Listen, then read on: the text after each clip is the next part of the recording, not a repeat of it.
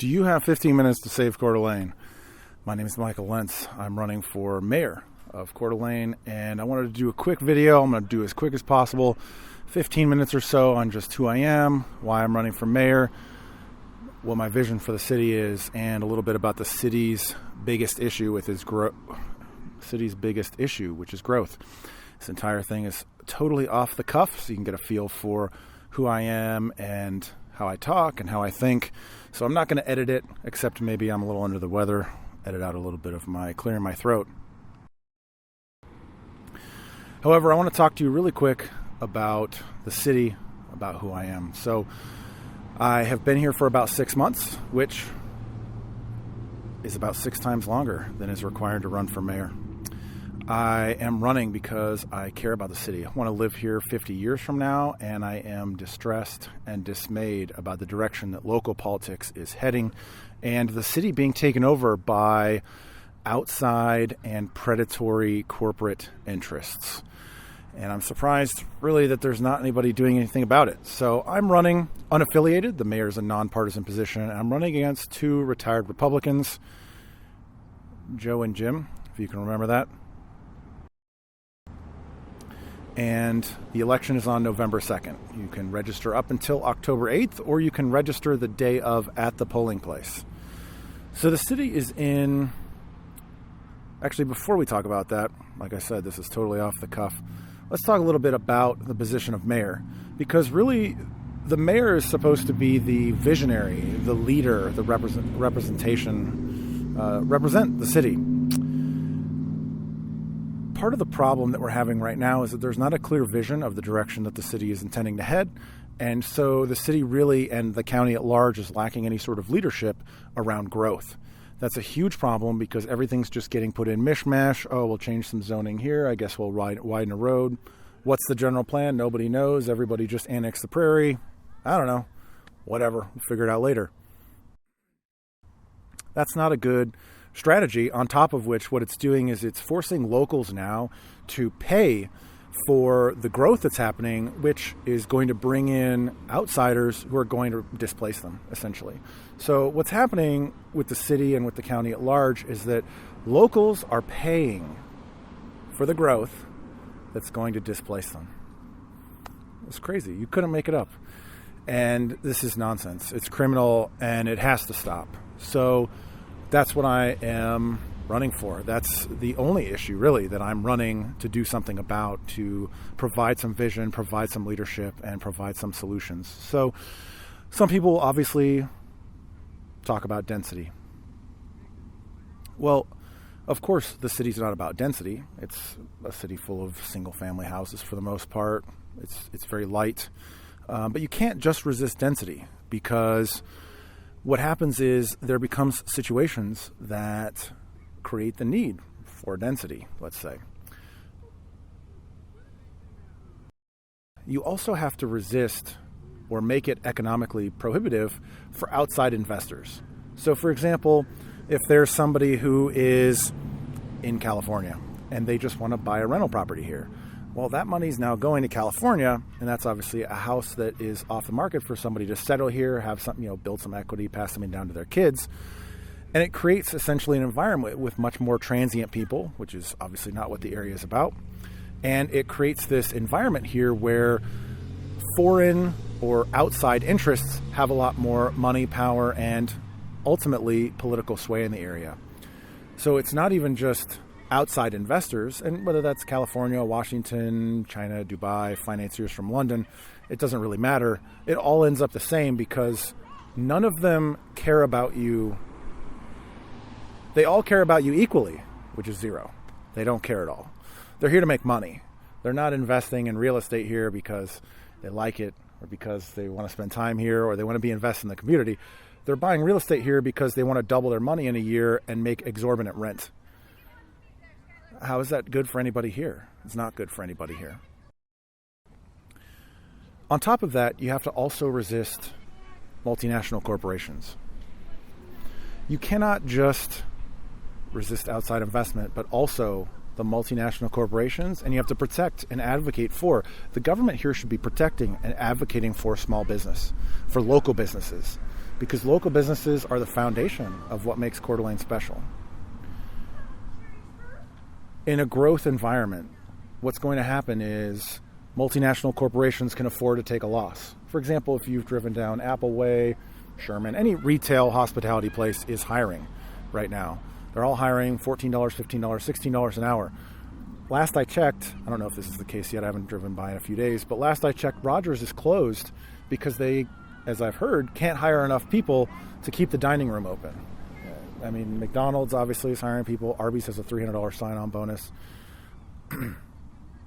Now, the difference between Rogers and McDonald's is that McDonald's gets federal subsidies, handouts. They get COVID relief packages. They have lawyers, they have accountants, and they have a humongous balance sheet that they can move around to absorb a loss here if something were to happen to the store here.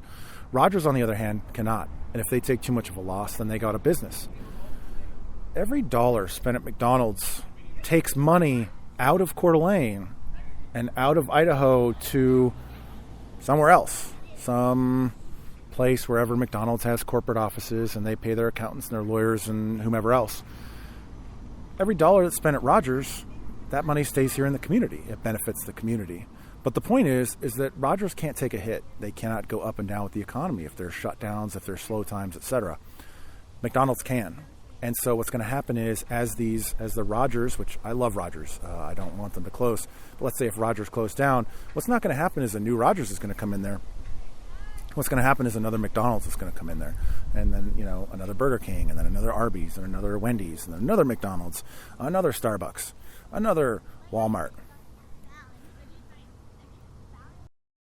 The problem with that is that eventually those corporations will obviously have to have places for their workers to live. And so if we don't do something about it now, proactively, by making outsiders pay for the infrastructure and the growth in the area and making sure that the density has restrictions and has a plan for how to do it within keeping the city special, the outside interests and the multinational corporations will ultimately achieve enough political power in the area to do it anyway. And they will just build their apartment buildings, they'll pave the freeways, they'll bring in the traffic and the crime and the homelessness, and the area will no longer be, it will turn into Spokane. You'll have Spokane. And we all understand what's special about here because we pay extra to live here. That's what makes it special. If we cared about the money or if we cared about something else, we would go live in Spokane, but we don't. And even in Spokane, they don't care for it that much. I mean, I've seen the sticker on several cars, Spokane doesn't suck. How's that for a endorsement of your city? Spokane doesn't suck. But the point here isn't to trash on Spokane.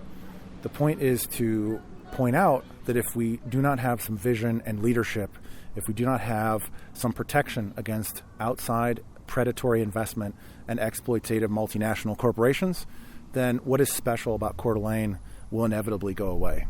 And this is why I'm not running as a Republican or a Democrat or seeking either of their endorsements, because what it's going to take to do that, I'm running on a platform of localism, it's going to take some of the best of both worlds. And that's untenable for people of either side because they are going to say that, for example, we don't like taxes or we want to help people who don't live in Coeur d'Alene from either side. I want to help people that are in Coeur d'Alene, and that might mean taxing people outside of Coeur d'Alene, outside investors. So let's talk about what makes Coeur d'Alene special. What does make Coeur d'Alene special? It's the nice neighborhoods.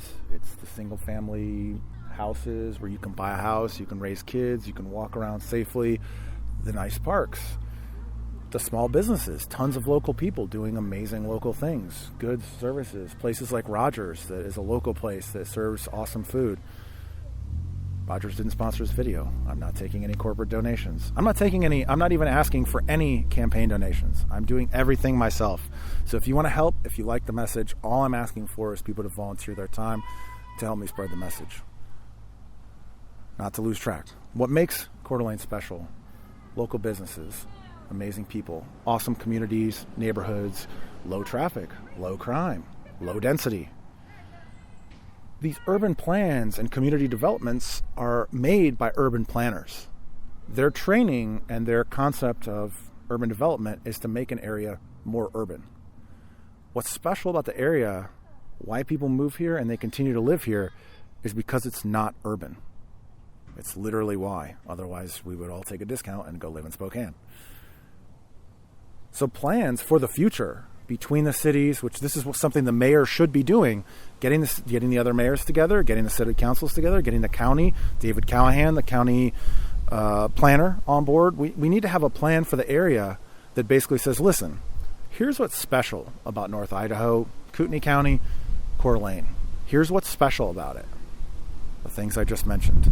And any sort of growth needs to be within that rubric. It needs to be within the frame that we're going to preserve and maintain those things. Because, for example, growth is going to happen. There's going to be somebody that has 10 acres, sells it. That sort of growth, the one house, now there's 3 houses, so there's 2 extra houses. That sort of thing is going to happen. And there's going to be more people moving to the area. There's going to be more land that's developed. But unless there's a rigid plan around how the density is going to be applied to protect the locals who are here and to curate more of an environment of what we have, nice neighborhoods, beautiful areas, low traffic, etc. Unless there's a rigid plan and a structure, which is the government's responsibility, the area is just going to be paved over by these Californians, Washingtonians, Chinese, Dubai, multinational corporations that don't care. That's what's going to happen. And you can see the example in Spokane.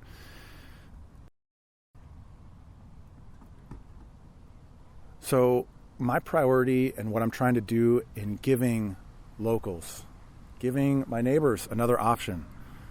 I'm running against 2 retired Republicans, but we need another option. We need some vision, we need some leadership, and we need somebody who will do something about the growth, which is why I'm running as a localist. I care about the area. I want to live here in 50 years, and I want the area to remain as it is. The options with growth is not growth or no growth. The options with growth are the growth that we are going to experience. Do we want to rigidly make that within some sort of plan that maintains what is special, that is paid for more than their share by the outsiders who want to come in and enjoy it for the benefit of locals? Or do we want to have growth that is just dictated by companies, dictated by outside investors and developers, and just let them do willy-nilly, well, change the zoning, okay, whatever, we'll build some apartments. Well, I guess we need housing, got to build a big housing unit. Well, studio apartments, Spokane. Those are your 2 options. And I am only running because I care about the area and I don't want to see it turned into Spokane. If I wanted to live in Spokane, I would save the money and go there now. So you can help me if you would like to. I definitely will need people to help me spread the message, help me with some volunteering, some yard signs, some different campaign events. I want to do some fun stuff. My website, strongyoungmayor.com. My Instagram is not up yet, but will be linked in the description. And you can please reach out, get in touch. I'm happy to come speak to any groups that would like me to come talk. Because in addition, I'm not just running for mayor because I care about, I got to be mayor. I have an ego trip about being mayor or something like this. Somebody has to do it. But I also want to change the discussion, because the problem with the discussion right now is that it's one of, well, it's our party versus this party, or it's, well, this principle doesn't let us tax people, or, well, we got to take care of people from Afghanistan, or whatever. I don't care about any of that. I care about Coeur d'Alene. I care about Coeur d'Alene. I care about the reasons that I moved here, what makes the city amazing and special, why we love Coeur d'Alene, which is my t-shirt. I care about those things continuing to exist. And 5 years, 10 years, 20 years from now on this path, it will not. So if you want to help, please reach out, get involved. Please share this video with your friends, and please pay attention and vote on November 2nd, because the way that these races go, especially the next several elections, will very much determine the type of city that we have 5 years and 10 years from now. So please take a look, reach out, and vote on November 2nd. I'm putting the option out there. It's up to you.